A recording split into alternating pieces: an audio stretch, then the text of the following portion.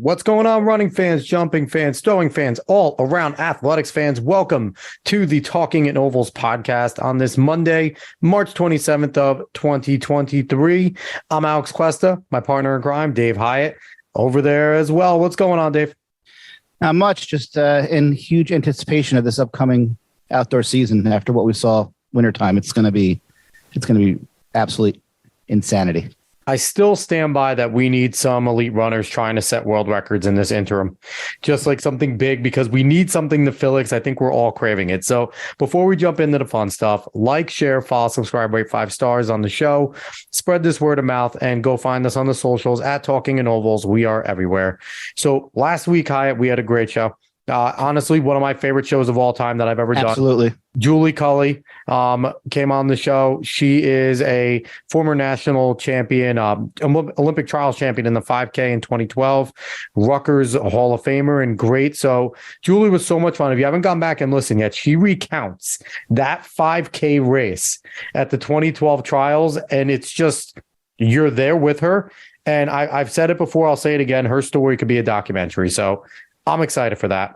Go back and listen to that.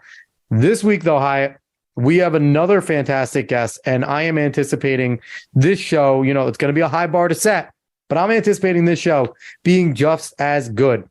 He is Jeff Benjamin. He's an American track and field writer for almost 4 decades, senior writer at RunBlogRun, and he has a whole list of accolades. He's the former president of Staten Island AC and chair of the Staten Island Running Association. He, he's a member of the College of Staten Island Sports Hall of Fame for cross country, and he currently serves as the LDR chairman at USATF New York. Jeff, what's going on, man? Oh, thanks for having me. Good to see you guys, Alex and Dave. You give me a tough bar to follow. I got to follow Julie Cully, man. that is no easy feat. So I really appreciate you having me on. Thank you. Absolutely. Julie's tough as nails. That's what we found out about her. She doesn't give up. But you know what? I have to say, following a sport that does not get a ton of press, that does not get a ton of celebrity, and continuing to write about it, be passionate, be positive, that takes a lot of toughness and tenacity too on your own, Jeff. Like, there's very few people that want to engage in track and field at the level that you have without, there's not much glitz and glamour in track and field unless you're big time Olympian, Usain Bolt, things like that. So I appreciate you coming on. I think you've done a lot of good legwork and kept this sport and laid the foundation for guys like Dave and I to be able to do something like this for Citius Magazine, for Flow Track, because, you just kept going, and a lot of us have found inspiration through guys like you. So I want to start right away. You are also a runner. You're not just a guy that writes about running. You still look like you could probably run a marathon. What was the time when you first started running when you were young that you kind of got the spark to be a runner? All right. No, I appreciate it. Back in 1981, I got into running. I was a Susan Wagner High School student here, and there was just a social studies teacher running on the track. I joined him, and it kind of went from there. Basically, I was very beginner. I mean, basically 8 minutes a mile, 4-mile stuff, 5-mile stuff. My first race I ever entered, a 5-mile race put on by the New York Roadrunners on Staten Island. I actually ran neck and neck with, of all people, Fred LeBeau, and we both broke 40 minutes. But I have to tell you, Fred put a step in front of me and beat me. So, and you can look at the records. The records don't lie. But I was fortunate enough as a young guy to be around, like you said, inspiring people kind of setting the bar. And the person who was my guy was Art Hall. Art Hall was a top 5 finisher in the early New York City marathons, an African-American distance runner at a time when African-Americans were stereotyped as jumpers and sprinters. Mm-hmm. And he was a protege of Ted Corbett, the legendary Ted Corbett. And Art was very inclusive, welcomed everybody onto his North Shore Track Club of all abilities, didn't care who you were. His mantra was always like, I really don't care if you're a good runner, I want a good person here. And from there, Art guided me. Art showed us the commitment and the way. And, Art was a sub 25-minute 5-mile guy here in the New York metropolitan area. He took on runners like Lou Vasquez, who's still around, Lou runs Randall's Island, and other people. And Art was known kind of like Steve Prefontaine. He always took it out from the beginning. So if you see some real top of the line road races in the New York area in the late 70s, early 80s, some photos, you'll see him on the line with guys like Eamon Coughlin, Diet Pepsi 10K, no longer run, which started on the George Washington Bridge. He was always ready there to do battle. And one year in one of the early marathons, he beat the up-and-coming Bill Rogers, who was just developing at that time. And the great story with that was that Bill was having a tough day. The course was still 5 laps of Central Park in 1974. It was very hot.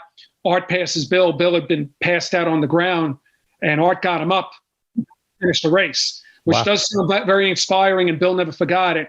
But I would always say, Jeff, it was 1974 and up in Manhattan. He's a white guy on the grass. He had to get up and get out of here. It was a combination of stuff.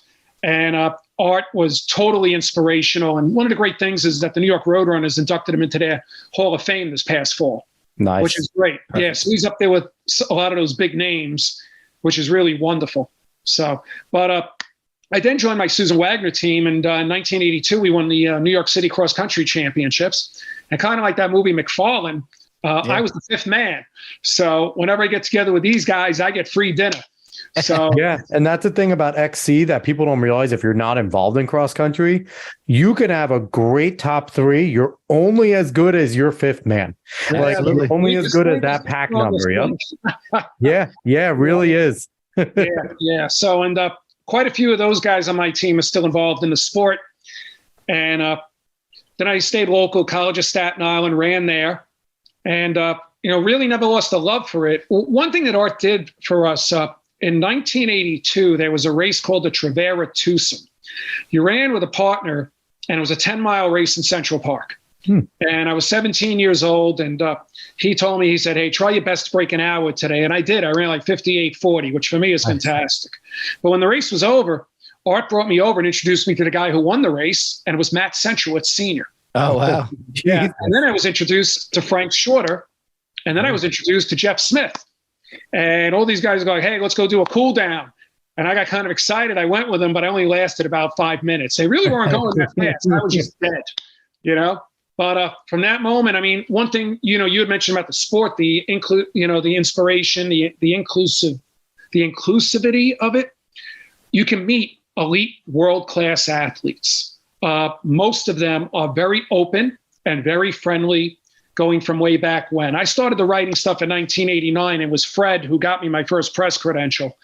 And then I met Larry Eder, who was the publisher at the time of a magazine called American Athletics, which has now evolved into RunBlogRun. And Larry does a morning thing on Facebook every morning called Coffee with Larry. It's kind of like a video solo podcast of 30 minutes where he gives praise, but also laments about the sport and his own opinions and stuff, and they're really cool. And Larry always had that passion as well. So, Larry passed on a lot of stuff to us. But, like you said, the people before us really set the standard. Even meeting Bill Rogers, who's a great pal of mine, it's just inspiring. I mean, that you have so many great experiences just right there. I want you to kind of now walk me down memory lane a little bit. What have been some of your favorite memories, like going the Wayback Machine, starting off as a runner, obviously winning the New York State Cross Country Championships has to be there, but what are some other memories that you had, even if it's like the smallest one, like I was at a dual meet and I hit a PR, like something that sticks in your head, a few memories that just stick with you? Right. On Staten Island every year since 1948, we have a Thanksgiving Day race that is named for the beneficiary fellow Lou Marley, a pharmacist who sponsored the race.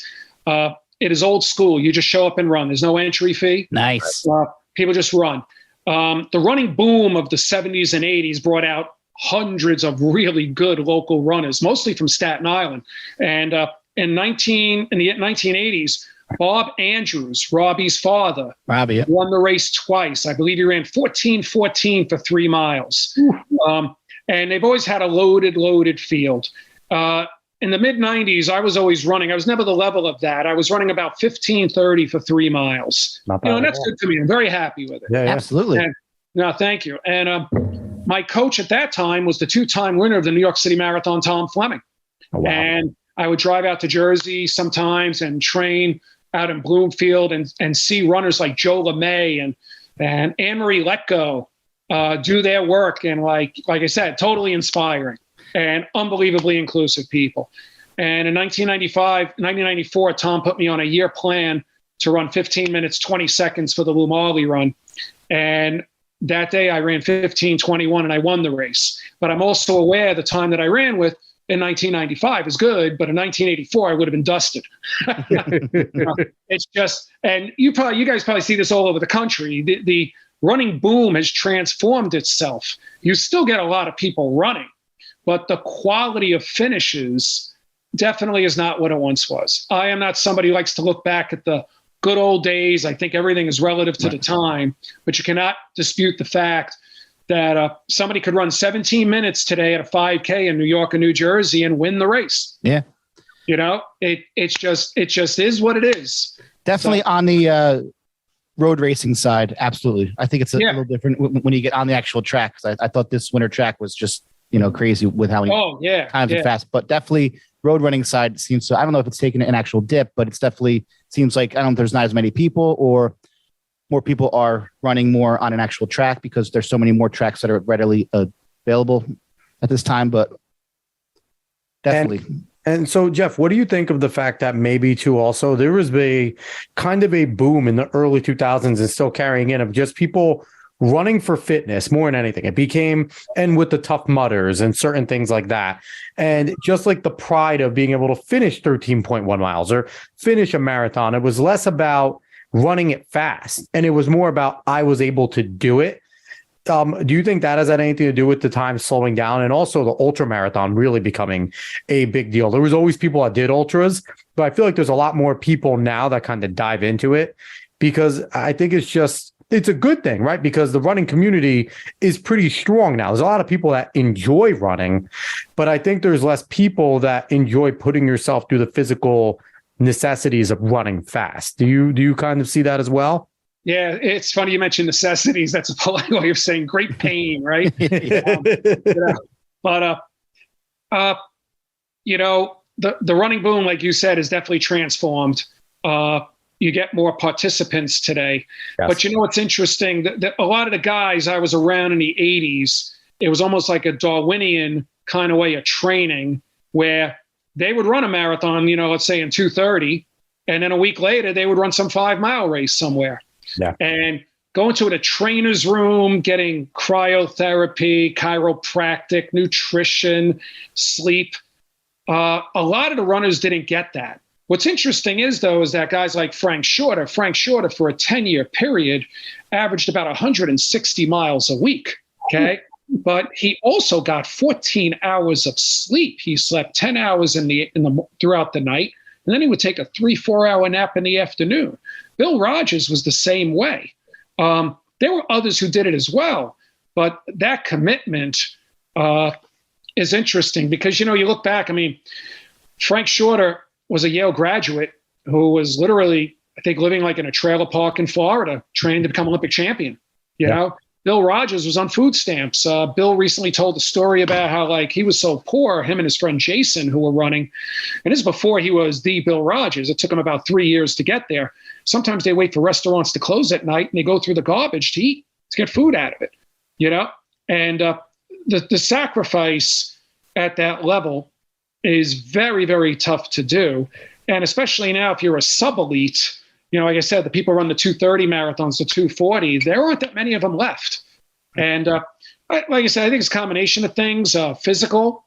I do find that in my travels, and I saw this a lot when Tom Fleming was coaching me, people would come to Tom and say, "Oh, you won the marathon. I'd love for you to coach me." And Tom would say, "Well, listen, I got to give you a program, but it's probably not going to reach fruition for about 6 to 7 months, developing progressive." And a lot of those people wouldn't deal with it. They'd rather just jump into the speed work or jump into the hard stuff, and I'm an old Arthur Lydiard, Rod Dixon kind of guy. And Rod's my big older brother, if you've seen my Facebook page. We've been very close for many years.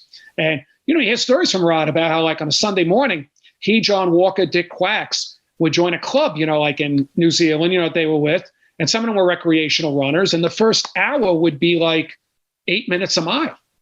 But then the wrecks would all turn around and then they would pick it up to another turnaround and come back, and then they'd be running like 6:30 pace. Yeah. Even Shorter said on his long runs on Sundays, he basically just went as he felt. He wasn't even sure how far how fast he was going, but he always felt that the last few miles of that, he was putting a little zip in it.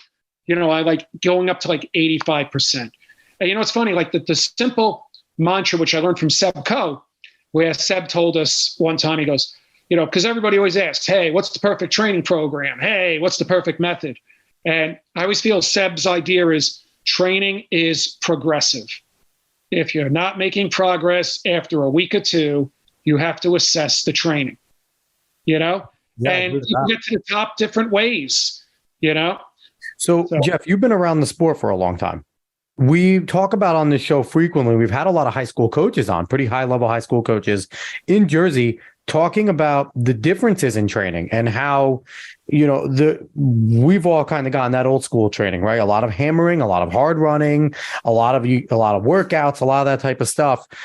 And it certainly has gotten a different direction where I feel like there's a lot more, in a lack of a better term, sensitivity to how the athletes are feeling and molding the training in different ways. Do you see a lot of that differences going on from when you were just covering early on and seeing it now and what that has, created for the athlete? Yeah, that I think that has been going on even before we all got into running. One of my great mentors was the legendary Joe Newton of York High School. Joe was a great man. Joe at York High School produced a dynasty team. And there's that movie, The Long Green Line, like his guys were running, if you ran 16 minutes for 3 miles on Joe Newton's team, you were on the JV. And, his team won countless Illinois state championships.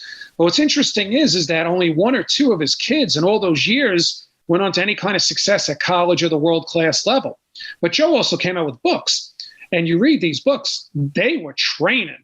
He had kids who were in shirts over the summer that said the 1,000-mile club, running 1,000 miles over the summer. Do the math. How many miles a week? Okay.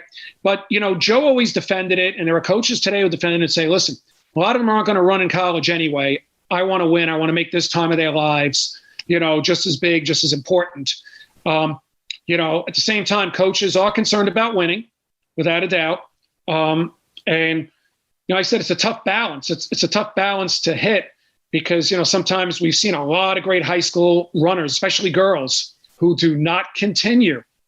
And, and Kara Gouch's book just came out. Yep. What's interesting about Kara was not even all that great in high school. And from what I could read, her coach was a really good guy, but he didn't put her through like the shredder, so to speak. Right. And so by the time she got to CU and then beyond, she was able to excel. Yep. And that brings up a great question because the British for years used to have that club system. You ran on a club, certain meets throughout the year, nothing piled on. And this way you could develop later on. And in Britain, they argue right now, why can't we have a Peter Elliott, Seb Coe, Steve Ovett, Steve Cram right now?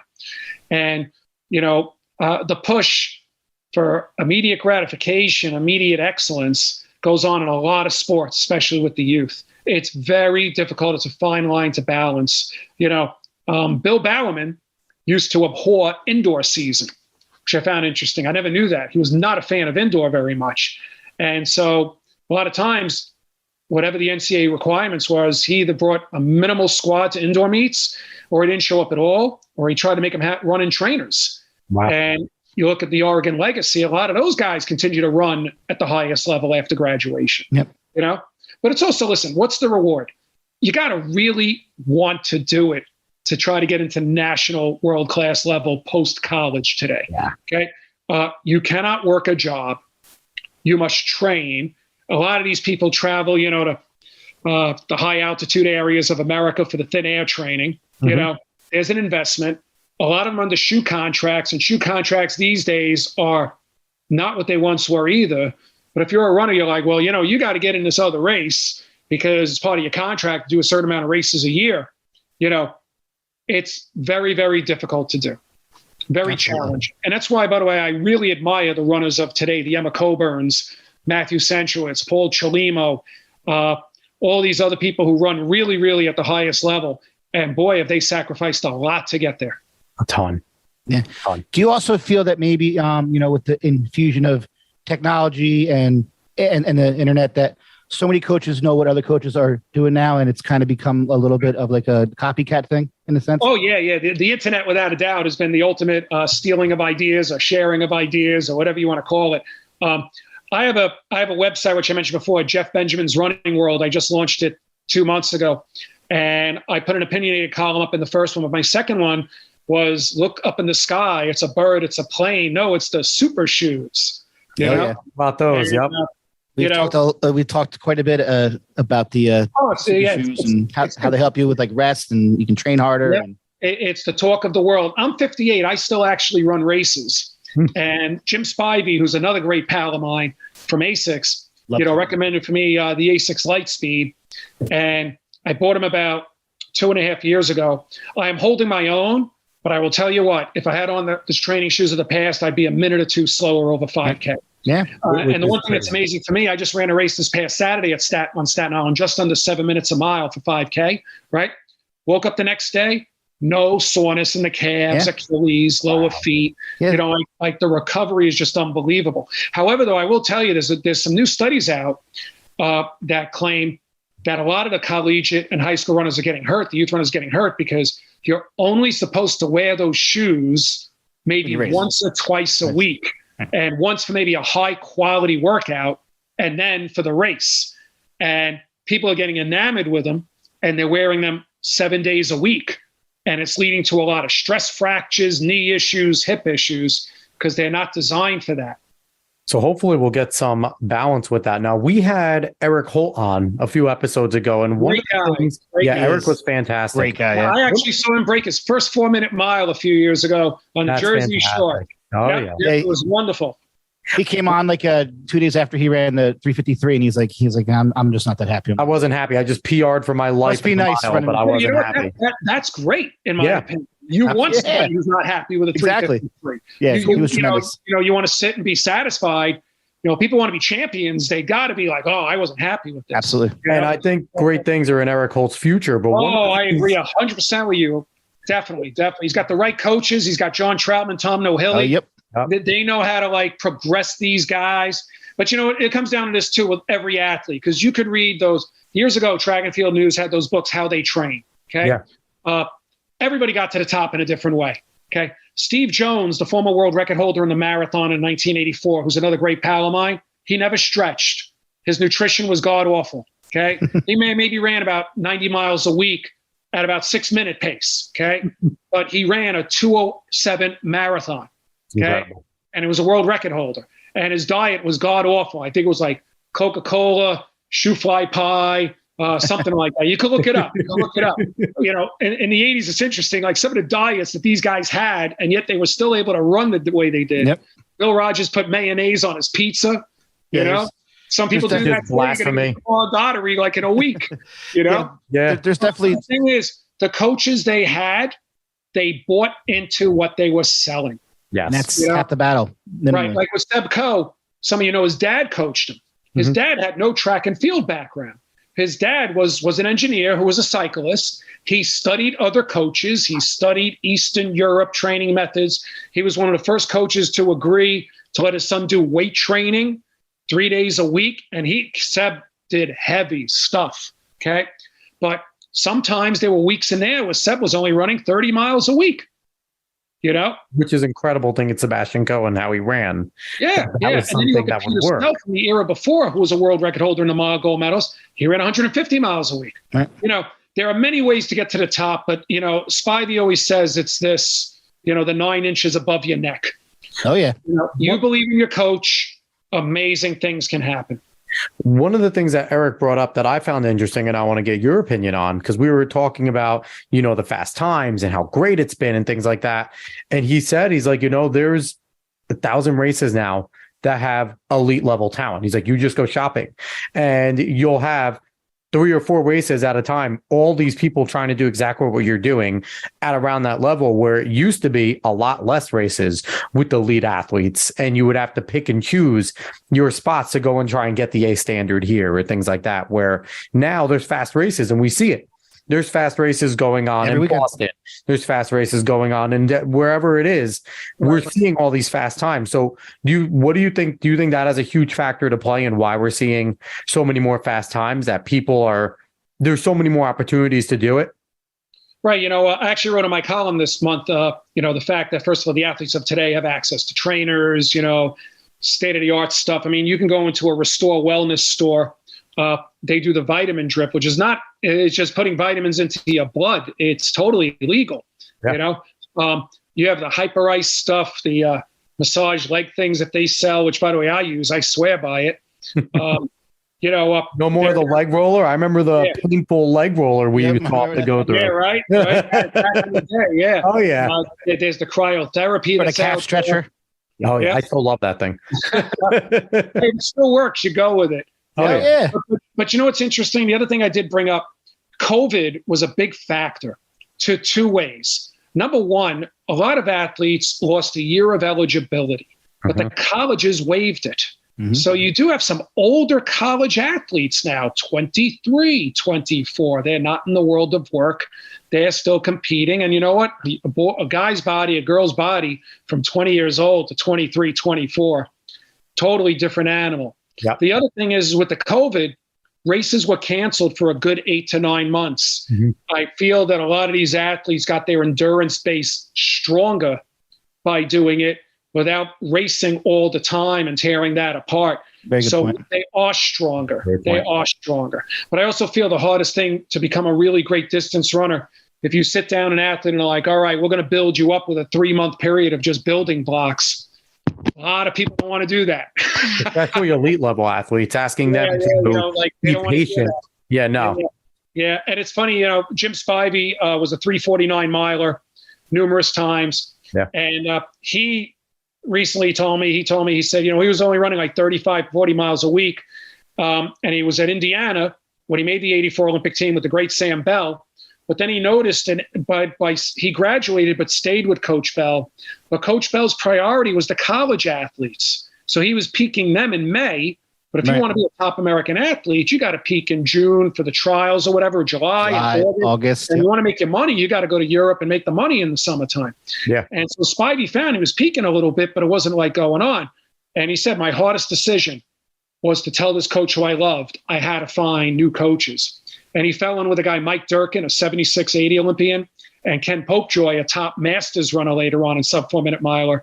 And Jim is like 29 years old. He's been running for 12, 13 years already. And they're like, all right, go out for a 90-minute run today. He said, I never ran 90 minutes in my life. But he found that built his endurance and everything. And he fell into it. He was still able to keep his 349. Eventually got his 5K time down to like 13:15. Which is great. Which is pretty good. Absolutely. Yeah. I mean, the one thing with the shoes, going back to the shoes, I kind of look at it as like the baseball thing.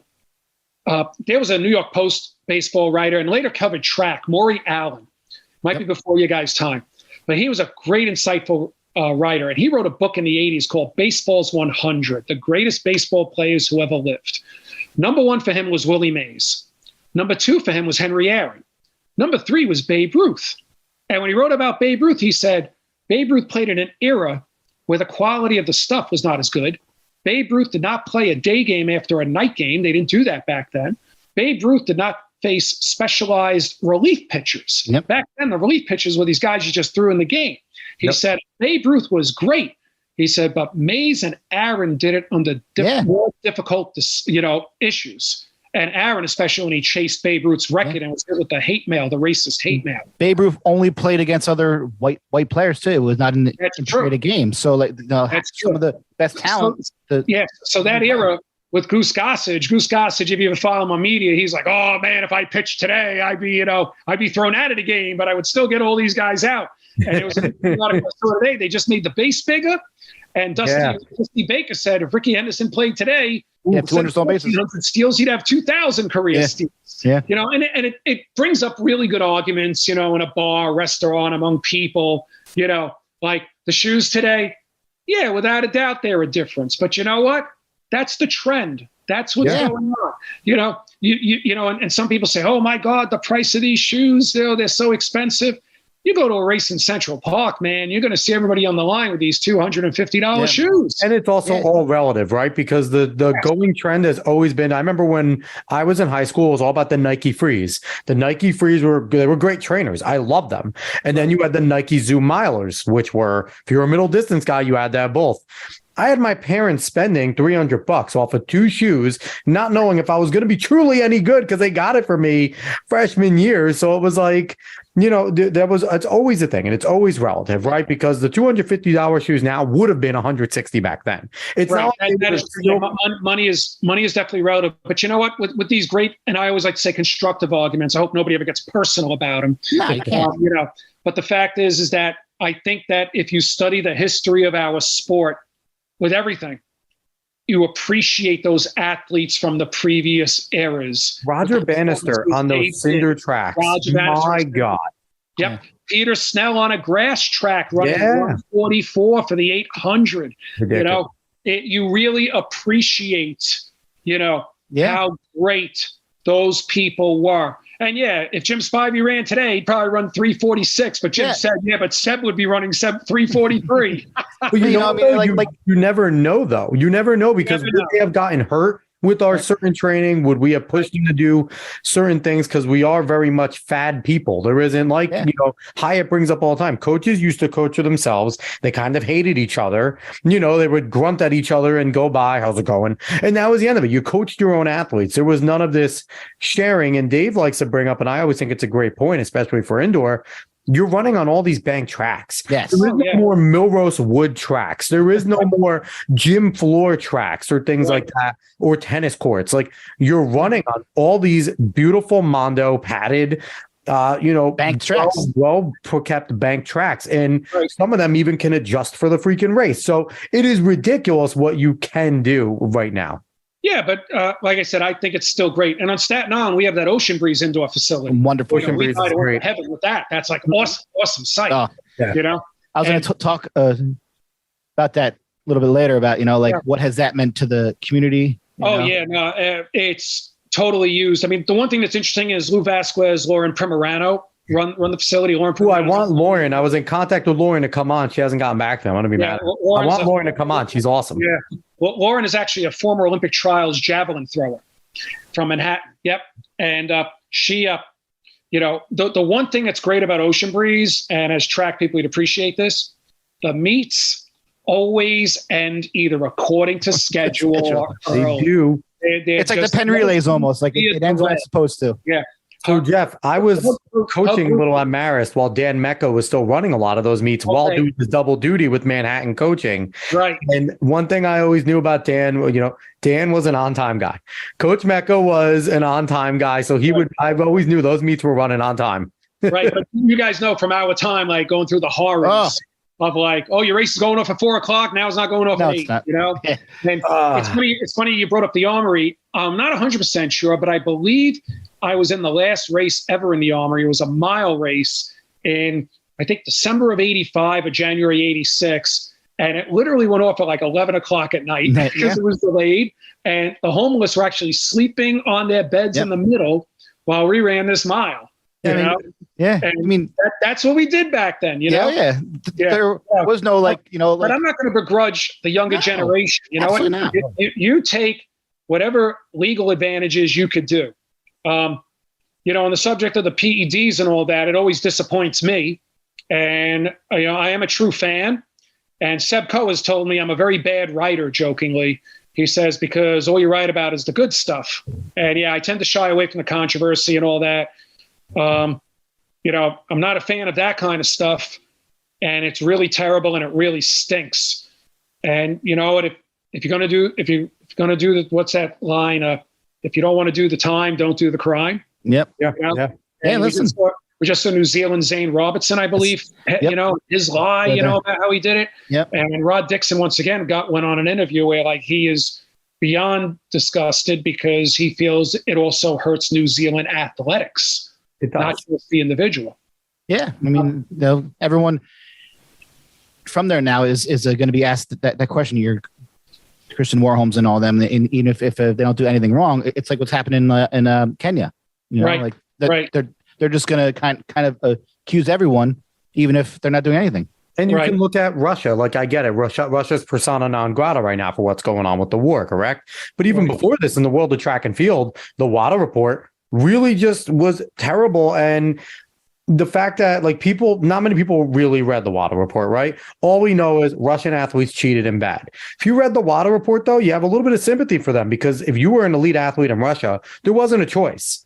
The Athletics Federation came to you and said, this is what you're doing. This is who you're being coached by. You do what you're told. You win glory for Russia. So it's like, right now, there's still, a lot of times their banners weren't, and it's not new because of the war. A lot of times Russia had to run on the Olympic flag banner anyway, because they were banned for a lot of things. So, I feel with all this stuff, it does really reflect badly on all the athletes, which kind of sucks, because in all these countries, there's a lot of athletes that are just trying to go and trying to work as hard as they can to bring success and glory to themselves. And it's funny you bring it up, because even East Germans years ago, that was a police state. And for anybody who's listening, the reason that the Russian athletes are really banned is because it was evidence, like you said, this was a government-sponsored program. Yep. You wanted to compete in track and field, and you were Russian. You had to do the drugs. Yep. You know what I mean? It's not like, if we bust somebody in New Zealand like Zane Robertson, who was in Kenya, right? It doesn't mean that New Zealand athletics has a government-run program for this stuff. So, tell you what, for Seb Coe and World Athletics, it definitely was not an easy decision for them to do, but they're sticking with it. And there has to be tough rules at this point. There has to be tough rules. The rules have to be enforced, because there is a stain on the sport that we find so many times. Like, Marion Jones still hurts to this day. I love, Marion Jones is fantastic. I enjoyed watching her so much. And to find that out about her, and me being a younger, I think I was in middle school at the time when Marion Jones was really doing her thing. That was inspiring. She was kicking ass. And then you have, what was it called? Tyson Gay was another one that, and, Christian Coleman recently. Justin Gatlin. Yeah. So it's like, it's tough to see this going on. Now, one of the things I've noticed too, America, I don't know how it is around the world. It seems like to us, we're a little bit of Teflon though, because we do have these sprinters that do it, but we're still considered like the top sprinting nation in the world, outside of basically competing with Jamaica. So around the world, do we kind of have a reputation? Like, you've been doing more of that. Do we have a little bit of a reputation outside of the world of the country that you always suspect them of that, since we have that?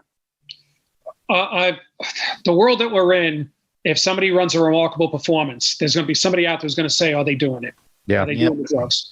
And whether it's American, Jamaican, or any other country, that's always the big issue. It is burdensome, because it's like you mentioned, Marion Jones. I mean, I've met Marion. I knew Marion during that time. Wonderful. You'd see kids run to her after the Milrose games and stuff, and the one thing that's very, very difficult, almost every one of these athletes takes every selfie and signs every autograph. Yep. They never turn down anybody. And, and then you find out these other things that happened, it's just really, really crazy. Really, really crazy. But, you take that stuff, you could have, success and fame. You always have to fear about getting caught. But I do believe you're taking years off your life. The science does not dispute that. You do not have a very good quality of life over the age of 55 or 60. Yeah. And yes, I'm aware of some athletes, even at the sub-elite level, others that I see now who are older than me. Some are healthy, others are not. Some have very dramatic issues, like a tumor the size of a grapefruit growing out of their kidney. Jesus. And you'd hate to think it, but it does make you wonder, what did they do? I'm happy currently that kind of like right now, Sydney McLaughlin and Femke Bol are both seem to be above it. They both seem to be people that I haven't heard anyone suspect either of them. I think Mo's another one. I always thought it was ridiculous when people suspected Usain Bolt, because Usain Bolt has been a string bean since you even saw him in high school. The guy has not changed. He looks like an 800-meter runner, like he always has. So I always thought it was dumb that he was suspected. So I want to switch a little gears here, Jeff. I want to get into some of your favorites in your career. Oh, sure. Who have been some of the favorite people that you have gotten to interview for your writing and some of the things that you've done? Right. If it's okay, I want to mention two things I witnessed. Yeah, absolutely. That have been unbelievable. In 1992, Jim Spivey won the Olympic trials in the 1500. Mm-hmm. And knowing Jim during that time, I said Jim was a 3:49 miler. He was almost a favorite for an Olympic medal in '88. And at the '88 trials, in a tactically slow race on the Indiana track that he ran on, he was outkicked for the third spot by Mark Deedy, an Indiana teammate. And so Spivey did not go to the Seoul Olympics. Wow. At the end of the year, though, he ran, I believe, a 3:31 1500. So he's peaking for that. He ran that anyway. Yeah. And it's one of those if, coulda, woulda, shoulda. The following year, Nike dropped his contract, and nobody wanted him. And he basically, got a deal with ASICS, but it was mostly equipment with performance bonuses. And Jim put a lot of stuff, him and his wife, Jim's parents, financially. Yeah. He was like, I really want to try to make the team in '92. And they built up to that. Now in '91, we had the USA Nationals at Randall's Island, top 3 go to the Tokyo World Championships.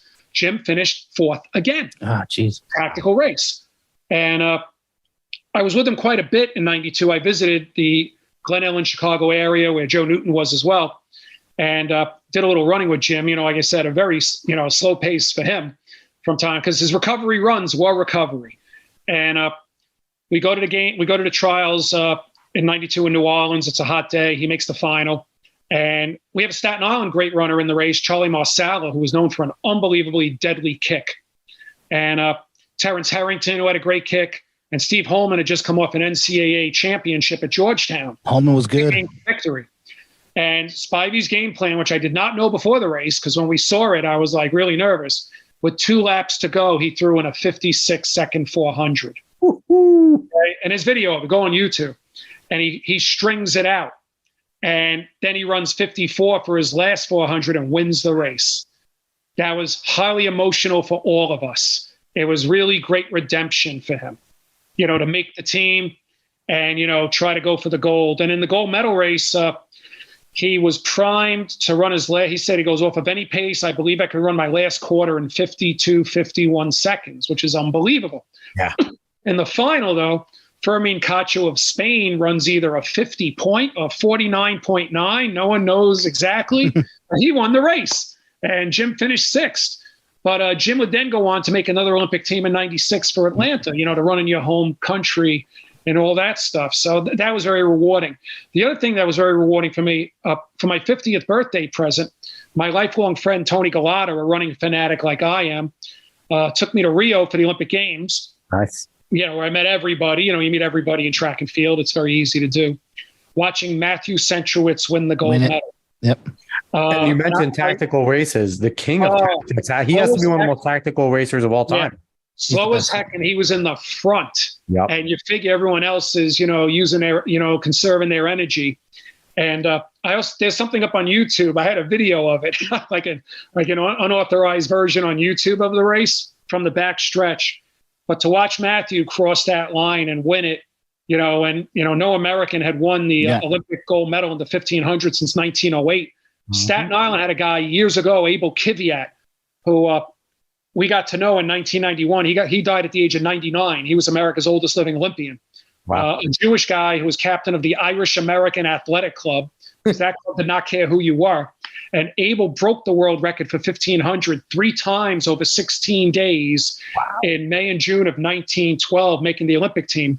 His roommate to the Stockholm Olympics was Jim Thorpe, because they put the Jewish guy with the Native American guy in the steerage. Welcome to 1912 America, right? Yeah. And Kiviat was the favorite for the gold medal, and in one of the greatest races ever run, he's leading, and at the last 20 yards, Arnold Jackson of Great Britain literally jumps by him and wins the race. And Kiviat they were so close, first, second, and third, that it was the first time they ever used the photo finish technology to determine who got the medals. Wow. And Kiviat will later go on to get a gold medal in the race isn't run anymore, a 3,000 meter team relay. And he got a gold medal in that. But for years, if you look online, Abel Kiviat, sometimes you pick some old articles, he'll say, sometimes I woke up in the middle of the night, sweating all those years later, feeling Jackson come by me to take the gold. That has to be tough. Great story. Yeah, he was right there. He was right there. And listen, he was a good character about it later on and everything. He balanced it, with his other accomplishments. He won a lot of Milrose games in that era, set a lot of world records, and his range, he won the 6-mile United States cross-country championship at Van Cortlandt. during that time. That's incredible. And and that was Van Cortlandt when Van Cortlandt was Van Cortlandt. Right. And you'll get a kick out of this because of the theme of the show. I found a little piece in Sports Illustrated. I posted on my Facebook page a while back where a reporter in 1958 asked Abel Kiviat, who was about 60 years old at that time, he goes, what's the difference between the athletes of 1912 and 1958 or whatever? And you know what he said? He goes, oh, the shoes are better. Yep. The tracks are better. Yeah. And, Same thing we're saying now. He goes, they have better coaching and conditioning. He said, we only ran like 3 days a week. These guys now do it all the time. So, every generation is going to have this. It's all relative. Rubber band arguments, as I call them. But to see Matthew win it, and I know what that meant to his dad as well. His dad was a 76 Olympian who was new to the game. So, he wasn't really expected to do much. And like Bill Rogers, Craig Virgin, and these great runners, they did not run in the 80 Olympics because of the boycott. Mm-hmm. Yeah, we had on Julie Cully last week, and before she went to Gagliano, she was actually coached by the Matt Senchowicz Senior. So she was talking about him, and it was pretty neat. So I wanted to ask you, for covering the sport for over 40 years, how has the transition gone from print to online? Like, how much of a change was that for you? And did you find that it was difficult, or did you just kind of know that you had to adapt as everything was changing? Well, I went with the flow. I try to be as an adaptive creature as I can. And I pretty much, like I said, I've always been with Larry Eder. So, I think it was 2008, Larry Eder went totally online with RunBlogRun. He stopped printing the magazine, I think around 2011, 2012. And, it's just, as I like to say, it's the way of the world. But, it's interesting. When I first started as a writer, like in 89, 90, 91, indoor season in New York City was very special. Unfortunately, we did not know it, but it was coming to an end. You had the Millrose games. You had a meet in the Meadowlands in New Jersey, the Vitalis meet, with a wooden track that was designed by Eamon Coughlin. Yep. Where Eamon did run the 3:49 world record mile on the wooden boards. Crazy. He designed the track, which was just as rewarding. Yeah. The USA Indoor Nationals was always in Madison Square Garden, always. Yep. And down in Fairfax, Virginia, George Mason University hosted the Mobile Invitational. Yep. So like a common thing would be like guys would run Millrose on Friday, drive down there, compete Sunday, and they would all still be in the New York area for a good 3 weeks, including the legends that will come here from all over the world. Guys like Saeed Awida, Nordine Morsali, who ran indoors here. Yeah, those names. Wow. All these great athletes were here. Sergei Bubka. So, in that era, when the newspaper was still like the daily thing that people read, I think it was a little bit easier for the writers, especially in the New York area, to get stories on these guys. It changed a lot. I think some of it has to do with the specializations of the sport, not only like with younger athletes, which I'm against, but also with media. If you talk to somebody in 1978, they knew who Bill Rogers was, even if they never ran, because he was on the cover of Sports Illustrated. Yeah. Or when he won the marathon, it was in the Daily News, like with big pictures and an article in depth. Yeah. And we had a more, set society back then, where people every morning waited for the newspaper. Oh, yeah. So, and for whatever reason, this generation, and it was a great show years ago called Why World of Sports, 4:30 on Saturday. Yeah. They put all the sports on there. That were not Major League Baseball, that were not NFL, that were not hockey, that were not basketball. But superstar races, you got guys from all different sports competing against each other. We had Jim Ryan here on Staten Island in 1991 for a big dinner, and a couple of football guys showed up. And I asked one of them, I said, why are you here? He goes, I watched Why World of Sports, man. It's Jim Ryan. Yeah, yeah.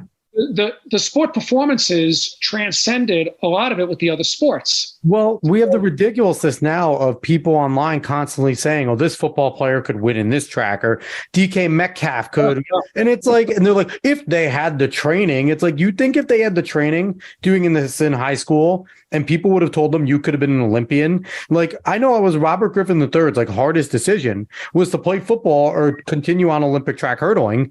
Right. Hindsight's 2020. Obviously, the man's a millionaire, but probably would have been better off running track. And but money talks. Oh, yeah. the NFL, and sometimes even today you don't see longevity in some of the sports that make a lot of money either. Major League Baseball, I really don't believe the 300 pitcher wins, the 500 home run club are really in that much jeopardy of getting a lot of new members, because a lot of these people make a lot of money, they get hurt, and it's not worth it for them to rehab to come back. They already got the money. Especially pitchers, pitchers especially, and they go 5 innings now. They're all getting Tommy John. Yeah, but if you study Tom Seaver, Nolan Ryan, Sandy Koufax, these guys ran like 2 to 3 miles. Oh yeah, a lot in their training, because if you see the way they pitch, they use their hips and their legs. Seaver was always known for having that dirty knee. Today the pitchers just whip it. And whipping it leads to more trauma to the tendons, elbow, and shoulder. But like I said, but with the track stuff, the internet has been both good and not so good. And like I said, the major thing is, I remember going in 89, 90, let's say, the Track and Field Writers of New York luncheon, usually put together by Walt Murphy, another great sage of our sport, great writer, unbelievable statistics. And we went to the Carnegie Deli. There's about 40 of us there, Wow. Now you go to a meet, the numbers are really not there anymore. Well, we had on Jonathan Galt of Let's Run. I know Jonathan Galt's at a lot of these meets. It was great. He's very good. And then you have the guys for Sidious Mag and, Chavez. Who does a great job. And we're trying to break into that space at some point, interviewing great people like yourself and eventually getting out there, hopefully to some meets and things like that. But yeah, I think there needs to be more. And I think it's kind of interesting because, I'm a New York sports fan. Dave is, I believe. It seems like you are as well. Right. Doesn't it kind of suck that Boston has kind of taken that mantle for indoor, right? You have BU. You have that beautiful track there. Staten Island's competing, but it's like right now Boston's winning, and I don't like it. Yeah, well, that's if I know the story correctly, I believe it's the New Balance guy who put his own money into it, kind of like what Phil Knight did out in Eugene. Yes. And I've not been up there, but everyone I talk to is blown away by the facility. And the facility, if I'm correct, is in the city, right? Yeah, it's not too far away from BU. Yeah, so Magic carpet over there. Being in the city creates its own electricity exchange. Yeah, right. Because even like the Armory is not like it's not in the. It's up in Manhattan, yes. And I love Ocean Breeze, but we're on Staten Island out here. Yeah. So I think we got to contact one of these CEOs of the shoe companies and say, hey, put together. That's the thing is it's money.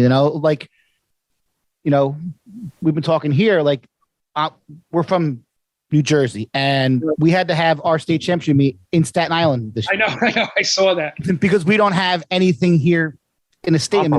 Right, which, by the way, I'm very surprised, personally. Me too. I've run in the Toms River bubble. I've been to the Rutgers indoor facility, and Rutgers is just 4 lanes, but it's like 300-something meters, and you would figure that Jersey would have something based on the dynamics of the state. The skill level of the state, we should have it because we're one of the most stacked states in all the country in terms of our depth. And I know you guys pay a fair share of taxes, that's for sure. Yeah. Yes, we do. You're telling me. So we constantly talk here about how to grow this sport. And you've obviously been a person that's been a part of the growth process of the last 40 years. And your approach with positivity, I think, is a good one. If you had the ability right now, because Dave and I have also talked, and one of the things that people tend to forget is a lot of great runners, especially distance runners, are nerds. A lot of us are. And then a lot of them go on from being runners to being CEOs or successful.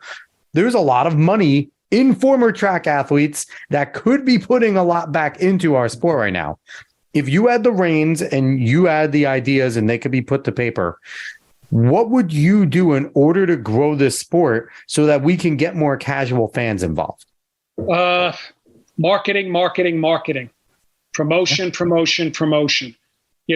Fred LeBeau was like a locomotive engine when he was in charge of the New York City Marathon. He was everywhere promoting that stuff, even like in April, even like in May, building it up.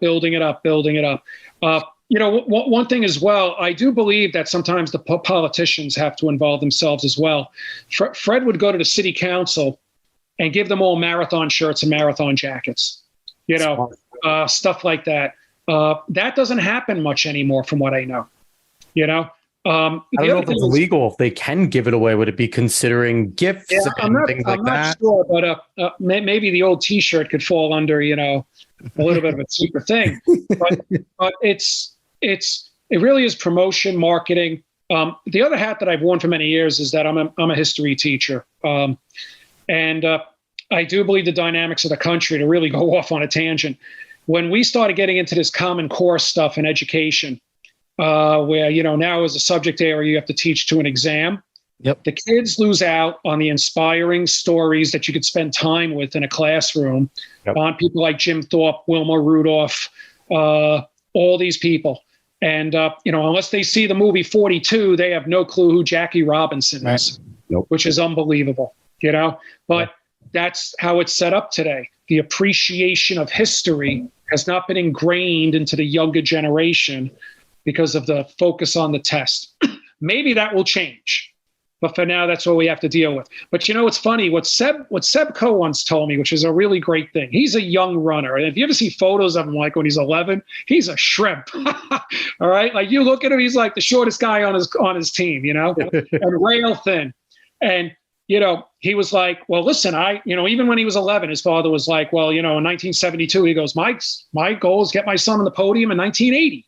Like they had this long plan, but Seb was like, who else got there? And he was curious. And in the days before Amazon, he would order books by mail with a check, like where you buy Herb Elliott's book in Australia, where the book is $5, but the shipping is $100. Yeah. Back in that time period, right? And Seb read about Herb Elliott, Jim Ryan, all these people, that came before him. Obviously, having Bannister in England was a home run, But Seb, I always believe, was inspired by those who came before him. He knew the importance of making his mark, which I think quite a few athletes do, Carl Lewis as well. These guys were like, I want to make history. I want to be famous. Most of the time is because they studied the past. And, kids today, there's a camp I worked at for many years called the Running School in White Lake, New York. It's still there forever. It's run now by Bart Sesser and Sean Rice. And the one thing I always loved about that school, which goes back to when Al Burkowski, Paul Limmer ran it, was that during the summer, they put you in the cabins by ability, not by your team. So if you're an 8-minute miler, you were in cabin 10 with 8-minute milers. And what those kids learn, they learn from these other kids from these other programs, and maybe their coach wasn't exactly as psychotic as they thought. Wow, you do that, you do hill work, you do that, And I think the internet could be used for that on a really, really high level. The one thing that was really cool, by the way, at the Milrose games this past year, they brought in the legendary jumper Bob Beeman. Yep. And they did acknowledge him, which I thought was great. And Bob's an old friend of ours as well. As I told you in the intro thing, we had Bob on Staten Island last November and stuff. And, a lot of these people do want to still be in the spotlight. Yeah. Maybe not because of ego, but because they do want to share to the future, what did I go through? And Bob Beeman went through a hell early life, with a guy who said he was his father, and then at 13 told him, I'm really not your father, and he wasn't his father. Kindergarten, he was suspended for punching a teacher. Okay. He was really going down the wrong path, and track and field saved him. And, Bob, Craig Virgin, Bill Rogers, Joan Benoit, all of these legendary people, Frank Shorter, they want to pass on their stuff so that if they could help one kid get inspired, they could do it. One thing I'm involved in, the Jim Thorpe movement. Jim Thorpe got his medals restored to him in 1983, if you know that story, when they were denied. But it was never officially listed in the record books as the Olympic champion. The IOC was resistant on that. And thankfully, last year, it finally happened where he was put in the record books. And a lot of people had a lot to do with that. I was one of those cogs in a machine that helped with it, right?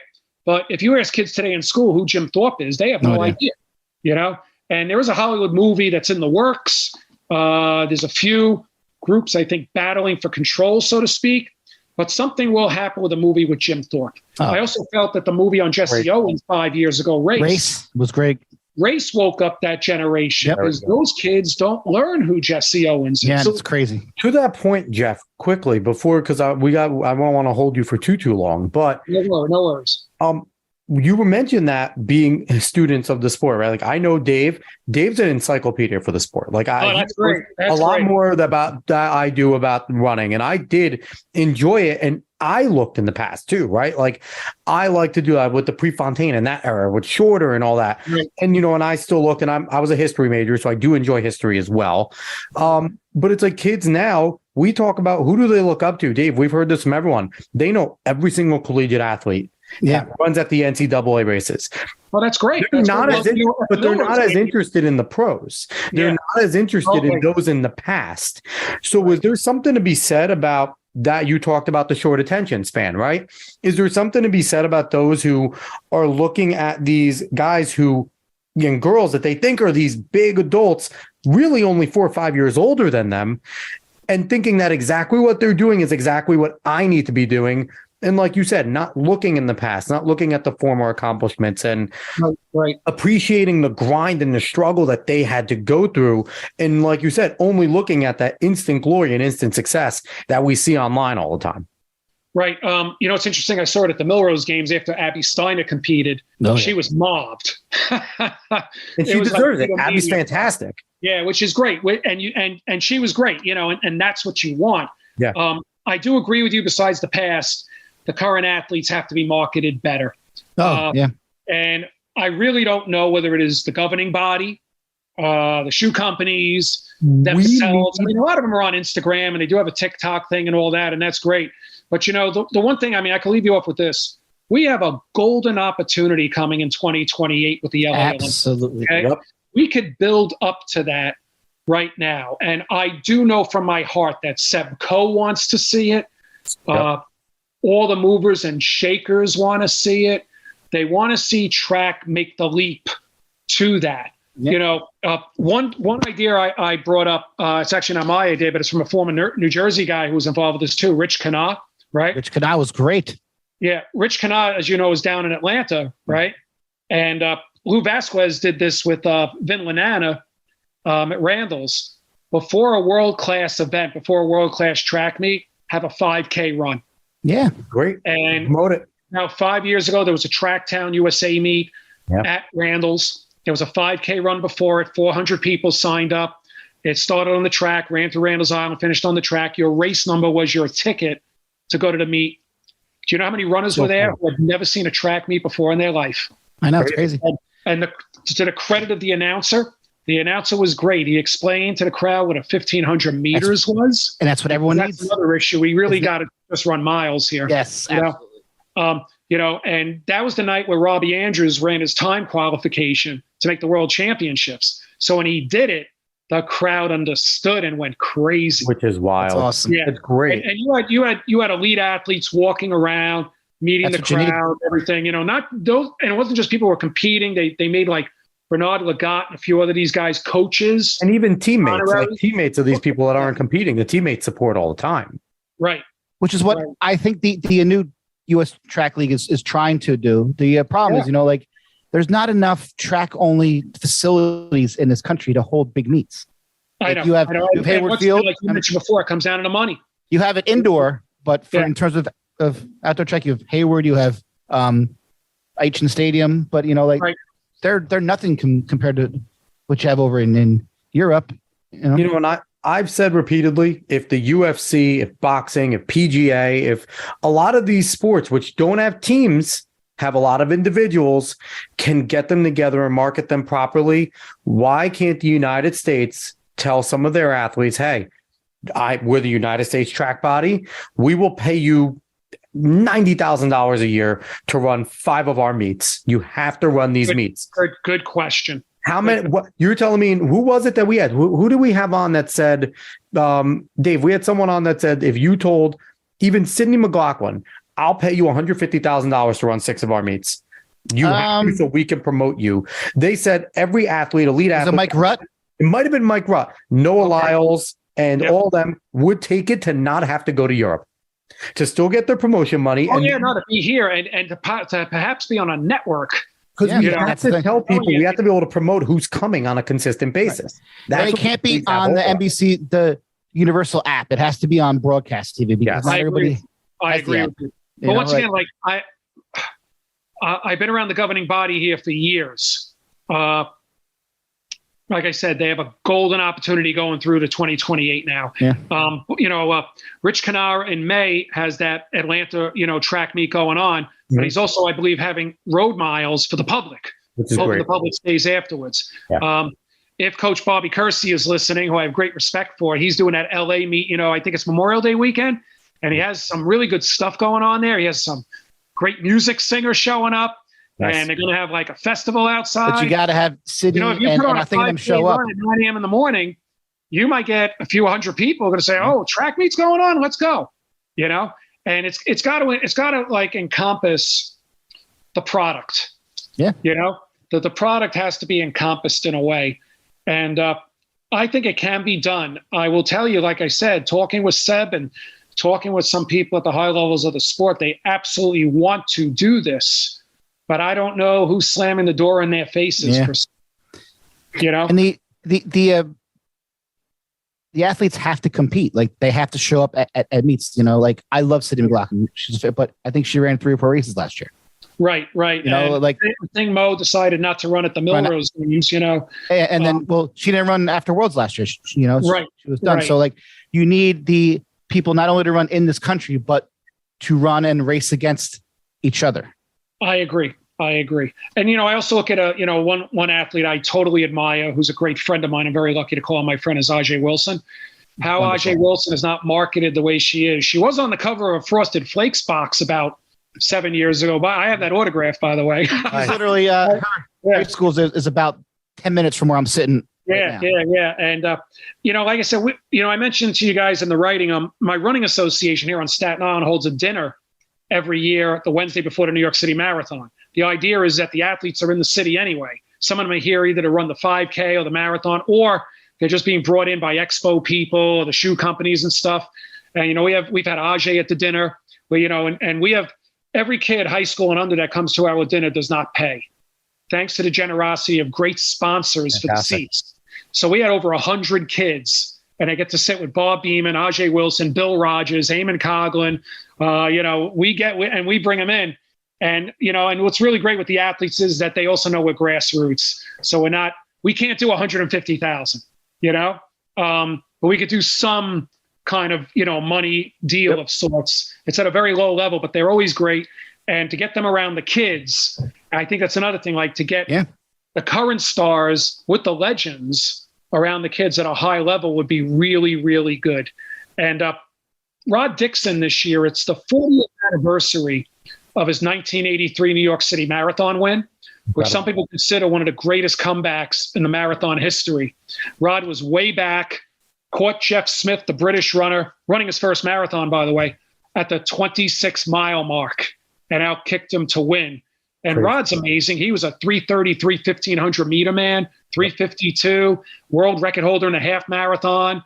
At 40 years old, he ran the Milrose Mile on the wooden boards at Madison Square Garden and ran 4:01. That's the range. Shoes and Mondo, right? So, but anyway, Rod ran in Saucony, and Rod dedicated his whole career during that time with helping Saucony. Saucony started out, by the way, as a shoe company, like in the late 1800s, out by Reading, Pennsylvania. Okay, There's a river called Saucony. Okay, so on Route 222. And eventually in the late 70s, they went into running shoes, but they'd Arthur Lydiard with Rod, and they designed for Rod the Dixon Trainer. And then they had his racing shoe. So I'm happy to tell you that Saucony this year is going forward with huge anniversary stuff in honor of Rod. They're re-releasing a Dixon Trainer, although it's a retro like lifestyle shoe. I would not recommend you running it, but they're going to be doing things with him. And like I said, you could market the past, but bring in the present as well.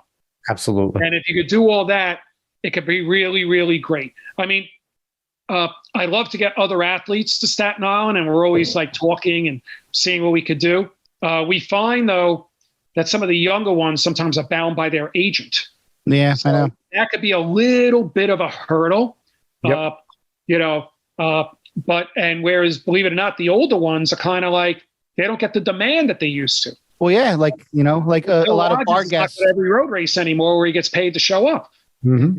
A lot of our guests, are people who are retired. Like we had on Johnny Gray. Johnny Gray, yeah. Look at Johnny Gray. How great was he? Oh. And you guys are going to laugh, but about 6 years ago, I saw him hanging out in the Armory coaching his team. Yep. I'm like, Johnny, I said, you got to come downstairs. George Hirsch from Runner's World is here. Everybody's here. I brought him down and they all lit up like, oh, wow, you're here. And there he is, just quietly. Such a nice guy. I was like in awe because he was one of my favorite runners. I'm like, we have Johnny Gray on my podcast. And he was telling us how he started running as a junior. He ran 2:17. And by the end of his senior year, he was like a 1:48. I'm like, what? He improved 20 seconds. I always felt one of the greatest individual performances I ever saw was 92 at the trials in New Orleans. He took it out from start to finish around like 142.9. That was his style, 49 seconds, the Johnny Gray Twilight Zone. After that 400, that was usually under 50. Well, it was funny because we had him, and then we also had on Davis Robinson, who was trained by Johnny, and they had very similar running styles. Right. And another guy like walks around, coaches, younger crowd doesn't know him, Marcus O'Sullivan. Villanova. Yeah. Ridiculous. They don't know. Also, Vicky Yuba Radowski, Vicky Yuba, who coaches a high school team, she's up in the Armory and at Ocean Breeze quite a bit. Yeah. Now that there's so many people out there, but I did like this winter how New Balance brought Sidney McLaughlin to the high school nationals. Smart move. And not only like that, they brought Emma Coburn. They brought a few other people. I know Mark Coogan's crew was all there, except for Ellie Thierry, who just gave birth. That's what they got to do. I know the Nike meet at the Armory had Craig Engels and maybe a couple of other people, but I'm not sure. But I think that's got to be marketed more. Absolutely. It needs to be marketed more, and I think they also need to take advantage. Some of the SIDs at the colleges need to let some of these elite college kids come back down to some of these national meets because a lot of these high school kids know who they are. But Jeff, we could talk forever. Unfortunately, I do have to close this out. No worries. Jeff, this was a fantastic show. Dave, anything before we jump out of here? No, I mean, just the absolute knowledge that we just heard, and you could tell his enthusiasm and love for the sport. It's it's what I have. It's what you have, and I'm in awe of all these amazing legends that you just spit out off the top of your head. Like, oh yeah, Bill Rogers. It's truly fascinating. It's amazing. What a wonderful life in this sport you have lived. And no, thank you. And there were a lot of people out there, starting with my father, who got me. And my father was not a runner, but always brought me this stuff. And I've always been grateful for the friendships that I've made in the sport. I'm very blessed, without a doubt. And I'm trying my best to pass it on for others so that, they get the same enjoyment that the three of us get out of it. Yeah. Absolutely. It's a great sport. And hopefully, like I said, LA 2028 could be a pinnacle moment for the sport. Crossing fingers. Let's hope. So once again, he's Jeff Benjamin. He is one of the most prolific American track writers of the last 4 decades, senior writer for RunBlogRun, a litany of accolades. He is intertwined in especially Staten Island track and field cross country, but national track and field cross country. Jeff, anything you want to promote? You talked about your website, RunBlogRun. Anything else, if you want to talk a little more about those real quick to promote it out there, get people to go. Sure. 3 things really quick. As I mentioned before, my publisher, Larry Eder, on Facebook, every morning does a half-hour soliloquy known as Coffee with Larry. So if you go on Facebook, try to look up Coffee with Larry, you can hear Larry. Larry is a legend as well. He's been around the block or around the oval as well. As I mentioned, I have a new website, Jeff Benjamin's Running World. I do a trivia contest. Somebody wins a free pair of ASICS shoes in a lottery with the correct answers. So, recently the great announcer from the Milrose games, Ian Brooks, won a pair. Nice. For the trivia question, which is pretty cool. And Staten Island Running Association, we're a nonprofit grassroots. We promote the sport. We really try to work with the youth. During COVID, thanks to donations, we gave laptops out to kids in need. Nice. Like I said, our big gala dinner the Wednesday before the New York City Marathon. If you're in the neighborhood, you want to come, you will not be disappointed. And some people show up spur of the moment, last minute, you're like, wow, this guy's here or this girl's here. So you never know who comes, but we always get a ton of people. So, and one other thing, please follow my friend Rod Dixon, 40th anniversary, 1983 New York City Marathon. Saucony is going huge on Rod this year. So. Awesome, Jeff. It was awesome having you on. I had a blast. I always love, people that love the sport, that have a knowledge of the sport, that's been involved. It's just great hearing all the names that you drop, like Dave said, all the legends. And yeah, it's, we're envious, and hopefully 20 years down the road, we're still doing this show. And we can be some of the people. We can be some of the people. Yeah. You guys will get there. That's where we want to be. So once again, this is Talking in Ovals. If you like what you heard, like, share, follow, subscribe, rate us 5 stars. Spread this word of mouth. Go find us on the socials, and we will be back next week, everyone. So long, all.